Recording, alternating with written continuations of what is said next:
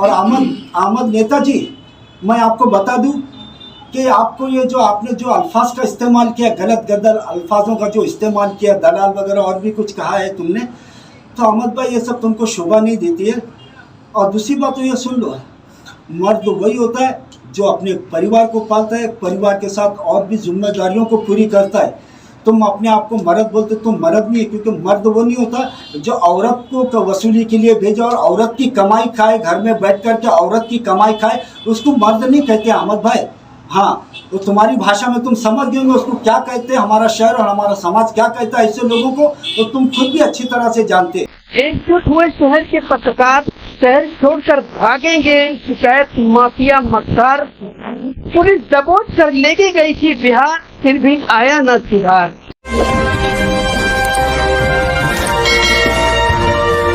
मैं सुल्तान रिजवी और आप देख रहे हैं DDS टीवी न्यूज़। दर्शकों, एक बार फिर शहर के बदनाम शिकायत माफिया अहमद खान और नाज गोलंदाज फिर पूरी तरीके से सक्रिय हो गए हैं और अब की जो है इनके निशाने पे हैं वो खासकर पत्रकार हैं। और वो पत्रकार जिन्होंने इनके खिलाफ खबरें प्रकाशित की थी जब इनको धर्मांतरण के मामले में बिहार पुलिस मुमरा से दबोच कर लेके गई थी और जेल की सलाखों के पीछे डाल दिया था। मुमरा शहर के लोगों ने राहत की सांस ली थी कि कम से कम अमन शांति रहेगा, लेकिन जब से ये लोग छूट के आए फिर से इन लोगों का ड्रामा शुरू हो गया है। अब इन्होंने जो निशाना बनाया है वो शहर के पत्रकारों को बनाया है और सबसे पहले जो टारगेट पे लिया है वो हिंदुस्तानी रिपोर्टर के जो संवाददाता हैं आरिफ खान, उन पर ये आरोप लगाया झूठा 19 अगस्त को कि उन्होंने नाज गोलंदाज को देख करके अपमानजनक शब्दों का प्रयोग किया और गलत हरकतें की। हालांकि ये सारी बातें बिल्कुल झूठ और बेबुनियाद थी। बाकायदा पुलिस वाले भी समझ गए कि ये सरासर झूठा फंसाने की साजिश है और मामूली एनसी के बाद पुलिस वालों ने इन लोगों को पुलिस स्टेशन के गेट से बाहर कर दिया। उसके बाद DDS टीवी न्यूज़ पे खबर क्या चली कि ये दोनों इस तरह तिलमिला गए कि जैसे इनके पूरे बदन में किसी ने लाल मिर्ची लगा दिया हो।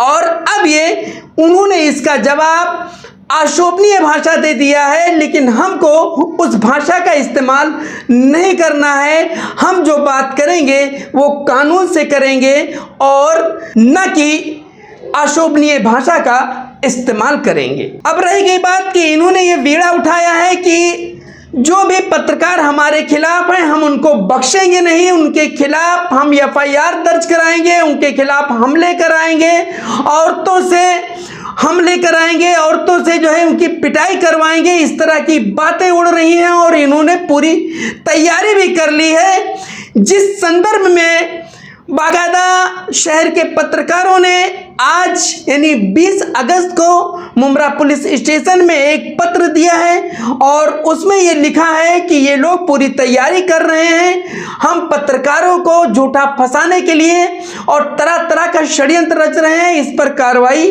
की जाए। आप देख सकते हैं शहर के सब पत्रकार यहाँ पर मौजूद हैं पुलिस स्टेशन में और सीनियर पत्रकार अनवर कासिम शेख जिन्होंने बड़ी बेबाकी से अपनी बात रखी है, इन दोनों को लेकर के आप ये भी सुनिए। उसके बाद देखो, इस वक्त हमारे साथ में बैठे हैं शहर के सीनियर पत्रकार अनवर कासिम शेख।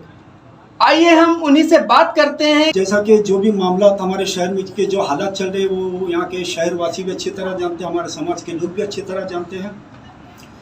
और हाँ, अभी मैंने इनका वीडियो देखा रात में, इन लोगों ने जो पत्रकार आरिफ के साथ में जो भी इन लोगों ने बदसलूकी की, जो भी गाली गलौज की है, ये इनका कैरेक्टर है। ये गलत अल्फाजों का इस्तेमाल करना, गंदी गालियों का इस्तेमाल करना, तो ये इनके अपने घर की तालीम है इनको। हाँ, और जो ये कह रहे कि सुल्तान रिजवी ने मार खाया, ये खाया, तो ये सब इन दोनों की ही मेहरबानी है, क्योंकि उस वक्त इन लोगों ने विकास के मुद्दे की आड़ में इन लोगों ने जो 2 लाख का 6 लाख रुपया शानू पठान से वसूल करने का इन लोगों ने जो ये सब षड्यंत्र रचा था, इससे हम लोगों को भी पता नहीं था इस बारे में। इन लोगों ने एक साजिश रखी और विकास का नाटक रचकर शानू पठान के खिलाफ इन लोगों ने यह मामला बनाया था, जिसमें हम लोगों को भी धोखे में रखा गया था, क्योंकि इन लोगों को शानू पठान से 6 लाख रुपए की वसूली करनी थी। 5 साल पहले का मामला 2 लाख का, जिसका ब्याज मिला करके 6 लाख रुपए इन्हें शानू पठान से वसूल करना था। उस चक्कर में मेरा घर टूटा था, सुल्तान रिजवी पर हमला हुआ था और भी बहुत सारे मामला हुए शहर में। और इन लोगों का यह पेशा है कि लोगों को धमकी देना, झूठे मामला में फंसाना, झूठी कंप्लेंटें करना, और शहर के लोग अच्छी तरह से जानते हैं। और उसके अलावा जब बिहार पुलिस इनको आकर के लेके गए, नाबालिग हिंदू लड़की जिसका अपहरण और धर्मांतरण के मामले में हम सभी लोगों ने न्यूज़ चलाया था, और ये लोग थाना से लेकर बिहार तक की इनके मामला दर्ज है, इन पर मामला दर्ज है। और इन लोगों ने इतने मशहूर हो चुके हैं और इन लोगों के ऊपर काफ़ी आपराधिक मामले दर्ज है।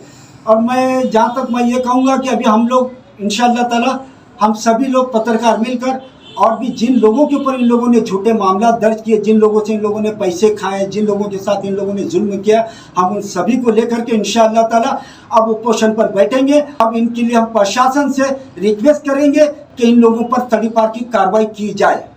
और अहमद नेताजी, मैं आपको बता दूं कि आपको ये जो आपने जो अल्फाज का इस्तेमाल किया, गलत अल्फाजों का जो इस्तेमाल किया, दलाल वगैरह और भी कुछ कहा है तुमने, तो अहमद भाई ये सब तुमको शोभा नहीं देती है।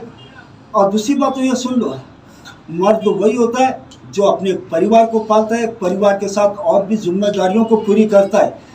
तुम अपने आप को मर्द बोलते, तुम मर्द नहीं है, क्योंकि मर्द वो नहीं होता जो औरत को वसूली के लिए भेजे और औरत की कमाई खाए, घर में बैठ कर के औरत की कमाई खाए, उसको मर्द नहीं कहते अहमद भाई।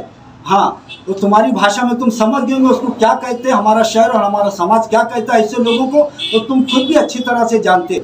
लेकिन ये जो तुम कर रहे हो, और तुमने जो धमकी दिया था, जो तुम्हारी हम लोगों ने न्यूज़ चलाई थी अहमद भाई, कि मैं सब पत्रकार को देख लूँगा जिसने मेरे खिलाफ न्यूज़ चलाई है, तो ठीक है। अभी जो तुम कर रहे हो आरिफ के साथ, कल हमारे साथ भी करने वाले हो, ठीक है। इंशाअल्लाह ताला अभी हम लोग तुम्हारे हर मामला में तुम्हारा खुल के फेस करेंगे, और हम लोग कोई कानून हाथ में लेंगे ना, कोई कानून का उल्लंघन करेंगे। हम लोग कानूनी तरीके से तुम्हारे को सबक सिखाएंगे, और इंशाअल्लाह ताला ज़रूर तुमको सबक सिखाएंगे और तुम्हारी चर्बी ज़रूर उतारेंगे अहमद नेता, ये मेरा वादा है। और अभी हम लोग इसके खिलाफ जहाँ तक भी हमको जाना पड़े, ऊपर तक हम जाएंगे और तुम लोगों के लिए तड़ीपार की मांग करेंगे, क्योंकि हमारे शहर में हमारे शहर और हमारे समाज के लिए तुम दोनों बंटी और बबलू हानिकारक है, और तुम खतरनाक हो हमारे शहर और समाज के लिए। हमारे शहर के सभी लोग इनके बारे में अच्छी तरह से जानते हैं कि इन लोगों ने कितने लोगों के खिलाफ झूठे एलिगेशन किए, झूठे मामला दर्ज कराए हैं। अगर देखा जाए तो इनका इतना सारा पलंडा जो मुमरा चौकी में मौजूद होगा। मैं प्रशासन से ये रिक्वेस्ट करता हूँ, ये विनती करता हूँ कि इनके बारे में कार्रवाई की जाए, क्योंकि हमारे शहर में एक डर का माहौल बनाया हुआ इन लोगों ने बनाया है, और हर पत्रकार को एक धमकी दी जा रही है, जो भी इनके खिलाफ न्यूज़ चलाएगा उसके ऊपर ये झूठे मामला दर्ज कराएंगे, उसके खिलाफ ये पत्र व्यवहार करेंगे। तो मैं प्रशासन से यही रिक्वेस्ट है कि हमारे शहर के वातावरण को बनाए रखते हुए और हमारे शहर के वातावरण को ध्यान में रखते हुए इन लोगों पर ज़रूर कार्रवाई की जाए। शिकायती पत्र देने के बाद पुलिस स्टेशन में और पत्रकारों ने क्या कहा है, आप ये भी सुनिए। सुल्तान भाई, आज शहर के पूरे पत्रकार आए, क्या मसला है, क्या संदेश? आज हम लोग हमारे शहर के सभी सम्मानित पत्रकार मिलकर के एक पत्र दिया है जो मुमरा शहर में है। अहमद नेता और नाज गोलंदाज जो यहाँ के पत्रकारों के पीछे पड़ी हैं, कभी वो नेताओं के पीछे पड़े रहते हैं, कभी समाज सेवकों के, आज वो पत्रकारों के पीछे पड़ गए हैं और शहर का माहौल खराब करना चाह रहे हैं। और क्योंकि जब ये बिहार गए हुए थे तो यहाँ के पत्रकारों ने उनके खिलाफ खबर चलाई थी, जिसने चलाई थी उनके भी और जिसने नहीं चलाई थी, जो खबर चलाने वालों के साथ में उनसे भी दुश्मनी लेकर के अब वो कह रहे हैं कि सबके ऊपर मैं FIR दर्ज कराऊंगा और किसी को भी नहीं छोड़ूंगा। इसी उद्देश्य से आज जो है हम लोगों ने एक कंप्लेंट दिया है, यहाँ अभी शिकायती पत्र दिया है मुमरा पुलिस स्टेशन में, और आज संडे है, इसकी वजह से कोई अधिकारी है नहीं, सीनियर साहब नहीं थे, लेकिन यहाँ पर जो ड्यूटी ऑफिसर थे उनको कंप्लेन दे दिया है और कार्रवाई की मांग की गई है। आगे भी हम पत्रकारों की कार्रवाई जारी रहेगी।